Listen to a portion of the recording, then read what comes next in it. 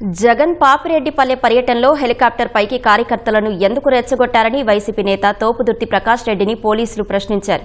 Helicopter దెబ్బతింటే మరొకటి తీసుకురాకుండా రోడ్డు మార్గాన్ని ఎందుకు ఎంచుకున్నారని ప్రశ్నించగా ఏర్పాట్లను తాను పర్యవేక్షించలేదని చెప్పారు. అవసరమైతే మరోసారి విచారణకు పిలుస్తామని చెప్పిన పోలీసులు నేడు హెలికాప్టర్ ప్రధాన పైలట్ అనిల్ కుమార్ను విచారించనున్నారు.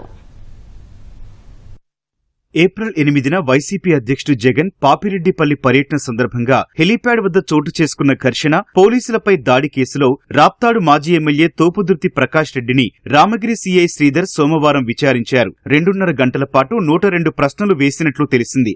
జగన్ పర్యటన కోసం హెలికాప్టర్ను ఎవరు సమకూర్చారు, హెలీప్యాడ్ వద్ద బారికేడ్లు పటిష్టంగా లేవని హెచ్చరించినా ఎందుకు మార్చలేదు, జన సమీకరణ వద్దని ఎస్పీ చెప్పినా వేల మందిని ఎందుకు తరలించారు, హెలీప్యాడ్ వద్దకు 100 మందిని తీసుకురావడంలో మీ లక్ష్యమేంటి వంటి ప్రశ్నలు వేశారు. వారంతా ఎలా వచ్చారో తనకు తెలియదని, హెలికాప్టర్ వద్దకు వెళ్లొద్దని మైక్లో చెబుతూ కార్యకర్తలను తాను ఆపే ప్రయత్నం చేశానని తోపుదుర్తి సమాధానమిచ్చినట్లు సమాచారం. జగన్ ఆ రోజు ఉదయం 10:30 నుంచి మధ్యాహ్నం 2:30 వరకు పాపిరెడ్డిపల్లిలో ఉన్నారు. హెలికాప్టర్ను టేకాఫ్ చేయలేమని భావించినప్పుడు మరొక హెలికాప్టర్ను తెప్పించుకుని అందులో వెళ్లొచ్చు కదా, రోడ్డు మార్గాన్నే ఎందుకు ఎంచుకున్నారని సీఐ శ్రీధర్ ప్రశ్నించగా తాను ఏర్పాట్లను పర్యవేక్షించలేదని తోపుదుర్తి చెప్పినట్లు తెలిసింది. అవసరమైతే మరోసారి విచారణకు పిలుస్తామని ఆయనకు సీఐ చెప్పినట్టు సమాచారం. ఈ కేసులో ఇప్పటికే 70 మందికి తాకీదులు జారీ చేశామని, మరికొందరిని త్వరలో విచారిస్తామని పోలీసులు చెప్పారు.